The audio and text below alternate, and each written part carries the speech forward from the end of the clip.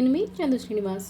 పిల్లలతో పని అంత ఈజీ కాదని పిల్లల్ని అలా తీసుకెళ్ళి అలా తిప్పి తీసుకురా అంటే మా వారు తీసుకెళ్తారు.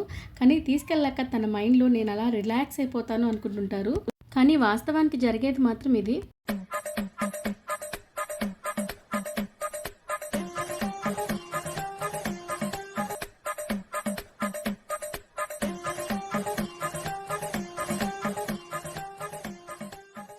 వాళ్ళొచ్చేలోపు చకచకా పనులన్నీ చేసేసుకొని జస్ట్ అలా కూర్చొని రిలాక్స్ అవుతాము. వెంటనే అది చూసి అబ్బా! మీ మమ్మీ చూడరా ఎంత హాయిగా రిలాక్స్ అవుతుందో అంటారు. మీకు కూడా ఇలాగే జరుగుతుంటుందా? ఇంకా నా పనులన్నీ పూర్తయిపోయాక ఇంకా ఇవాళ భోజనానికి ఎగ్ దమ్ బిర్యానీ చేయాలి అనుకున్నాను. దీనికోసం అల్లం, వెల్లుల్లి, ఇంకా కొత్తిమీర, పుదీనా, పచ్చిమిర్చి, చెక్క, లవంగా ఇలా మిక్సీకి పట్టేసుకొని పక్కన పెట్టుకున్నాను. ఇవాళ నేను కడాయిలోనే బిర్యానీ చేసేస్తున్నాను ఈజీగా అయిపోతుందనేసి. ఇలా ఆయిల్ ఇంకా నెయ్యి కూడా వేసుకొని మసాలా దినుసులన్నీ వేసుకొని ఆనియన్స్ కూడా సన్నగా కట్ చేసుకొని గోల్డెన్ కలర్లోకి వచ్చేంత వరకు వేయించుకోవాలి. దీనికి టైం పడుతుంది కాబట్టి ఈలోపు మనము ఒక గంట పాటు నానబెట్టుకున్న బాస్మతి రైస్ తీసుకొని ఇందులో ఉప్పు, కొత్తిమీర, పుదీనా, చెక్క, లవంగా, యాలకులు అలాగే మనం వేసి పెట్టుకున్న మసాలా కూడా వేసుకొని వాటర్ పోసుకొని పక్కన ఉంచుకోవాలి. ఇప్పుడు ఆనియన్స్ బాగా గోల్డెన్ కలర్లోకి వచ్చిన తర్వాత టొమాటోలు కూడా వేసుకొని బాగా మగ్గించేసుకొని ఇందులోనే మనం రెడీ చేసి పెట్టుకున్న అల్లం, వెల్లుల్లి ఇంకా పుదీనా పేస్ట్ని వేసుకొని ఇందులోనే ఒక కప్పు పెరుగు, అలాగే పసుపు, కారం, ధనియాల పొడి, గరం మసాలా ఇంకా ఉప్పు కూడా వేసుకొని ఈ గ్రేవీ అంతా బాగా కలిసేలాగా మసాలాలు కలుపుకోవాలి. ఇలా అంతా లో ఫ్లేమ్లో బాగా వేయించుకున్నామంటే ఆయిల్ పైకి తేలుతుంది. అప్పుడు మనం ముందుగా ఉడికించి పెట్టుకున్న ఎగ్స్ని ఇందులో వేసుకోవాలి.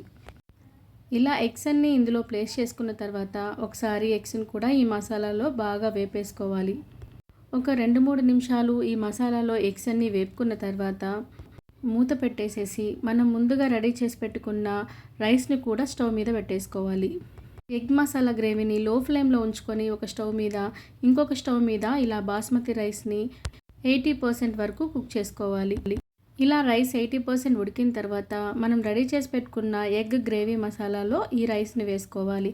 దీనిపైన కాస్త కొత్తిమీర ఇంకా పుదీనా కావాలంటే ఇంకాస్త నెయ్యి కూడా వేసుకొని మళ్ళీ మూత పెట్టేసామంటే ఒక 5 to 10 మినిట్స్ లో ఫ్లేమ్లో వదిలేసామంటే మనకి బాస్మతి రైస్ చక్కగా ఉడికిపోయి ఉంటాయి. ఇక కిందున్న మసాలానంతా పైకి కిందకి కలుపుతూ మనము బిర్యానీని రెడీ చేసుకోవాలి. ఒక్కసారి కానీ ఇలా చేయడం అలవాటు చేసుకున్నారంటే వారంలో ఒక 2 సార్లైనా ఈజీగా వంట అయిపోవాలని ఇదే చేసుకుంటారు. అంత ఈజీగా అయిపోతుంది మనకి ఈ బిర్యానీ. రైస్ చూసారా ఎంత పొడి పొడిగా, చూడటానికి చాలా యమ్మీగా కనిపిస్తుంది. ఇంకా టేస్ట్ కూడా రెస్టారెంట్ స్టైల్కి ఏమాత్రం తీసిపోదు. పుదీనా ఫ్లేవర్ వల్ల మనకి అచ్చం మనం ఏదో హోటల్లో తింటున్నట్టు అనిపిస్తుంది ఈ బిర్యానీ తింటే. దీంతో పాటు ఇంకా రైతా, ఇంకా ఆనియన్స్ కూడా యాడ్ చేసుకున్నామంటే ఇంకా అదిరిపోతుంది టేస్ట్. అసలు ఈ వాసనకి కడుపు నిండిపోతుంది. ఆదివారం వచ్చిందంటే నార్మల్ రోజుల కన్నా ఆదివారం రోజు పని ఎక్కువగా ఉంటుంది. ఇల్లంతా పిల్లల గోల, అలాగే పిల్లలు ఇంట్లో ఉంటే ఇంటి నిండా పని. ఇంకా హస్బెండ్ కూడా ఇంట్లోనే ఉంటారు కాబట్టి వాళ్ళతో కూడా కాసేపు గడపాలని మన ఆతృత. ఇలా రోజంతా చాలా బిజీగా గడిచిపోతుంది సండే అంటే. ఇంకా నా సండే అయితే ఇలా గడిచింది. మార్నింగ్ అంతా వర్క్ తోటి, అలాగే మధ్యాహ్నం అంతా వంటలతోటి, ఇంకా ఈవినింగ్ అమ్మ, ఇంకా అత్తమ్మ, తమ్ముడు, ఇంకా పిల్లలు వాళ్ళు వచ్చారు. ఇంకా తమ్ముడేమో వచ్చేటప్పుడే స్నాక్స్ అన్నీ పట్టుకొని వచ్చాడనమాట. ఇంకా పిల్లలు ఇంకా మేము స్నాక్స్ అన్నీ తినేసి నైట్కి ఫుడ్ కూడా మేము తినలేకపోయాము. ఇంకా నేను చేసిన ఈ బిర్యానీ కూడా వాళ్ళకి ఒకసారి టేస్ట్ చూపించాను. చాలా చాలా బాగుందన్నారు. అలాగే ప్రిక్కీ కూడా ఎంతో ఇష్టంగా తినేశాడు. ఇలా పానీపూరీలు, పావు బాజీలు, ఇంకా సమోసా చాట్లు ఇలా పిల్లల కోసం శేఖర్ చాలా స్నాక్స్ తీసుకొచ్చాడు.